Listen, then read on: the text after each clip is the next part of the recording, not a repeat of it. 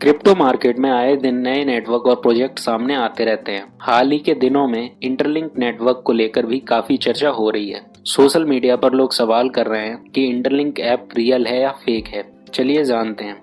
Interlink app Google play store और iOS दोनों पर मौजूद है, जो ITLG टोकन माइनिंग के काम आता है। ITLG टोकन लिस्टिंग डेट 2025 में तय की गई थी, जो अब तक नहीं हो पाया है। इसके 2026 के क्वार्टर 1 में होने की संभावना है। लेकिन इंटरलिंक नेटवर्क है क्या? तो इंटरलिंक नेटवर्क वेबसाइट के अनुसार यह खुद को एक ब्लॉकचेन बेस्ड नेटवर्क बताता है, जिसका उद्देश्य अलग अलग डिजिटल सिस्टम और यूजर्स को आपस में जोड़ना है। इसका नेटिव टोकन है ITLG। इस प्रोजेक्ट के अनुसार ये फास्ट ट्रांजैक्शन, बेहतर कनेक्टिविटी और यूजर फ्रेंडली सिस्टम देने का दावा करता है। हालांकि अभी तक इसके टेक्निकल फीचर्स और इस्तेमाल को लेकर ज्यादा साफ जानकारी सामने नहीं आई है। इंटरलिंक लैब्स को लेकर कुछ बातें हैं जो इस प्रोजेक्ट को सपोर्ट करती हैं। जैसे ह्यूमन सेंट्रिक ब्लॉकचेन पर काम कर रही इंटरलिंक लैब्स ने अपने upcoming event the next era 2026 के लिए रजिस्ट्रेशन ओपन किया था। कुछ संकेत ऐसे भी हैं जो बताते हैं कि ये प्रोजेक्ट पूरी तरह से फेक नहीं हो सकता, जैसे कि इंटरलिंक नेटवर्क की एक ऑफिशियल वेबसाइट और सोशल मीडिया अवेलेबल है।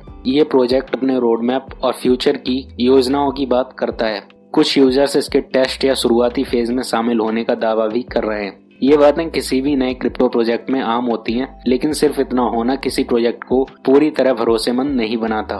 तो अब बात करते हैं उन वजहों की जो इंटरलिंक ऐप को लेकर रियल और फेक का शक पैदा करती हैं। सबसे बड़ा सवाल जो उठता है वो है इसकी ट्रांसपेरेंसी को लेकर, क्योंकि अभी तक इसकी टीम मेंबर्स की पूरी जानकारी सामने नहीं आई है। कोई भी क्रिप्टो एक्सचेंज या जाना पहचाना पार्टनर अभी तक सामने नहीं आया है। ITLG व्हाइट पेपर या टेक्निकल डॉक्यूमेंट बहुत ही बेसिक या अधूरी जानकारी देता है। कुछ प्रमोशन कंटेंट में ज्यादा मुनाफे के इशारे मिलते हैं, जो हमेशा रिस्क का संकेत देते हैं। ITLG टोकन की लिस्टिंग डेट 2025 में थी, जो अब तक नहीं हो पाया है।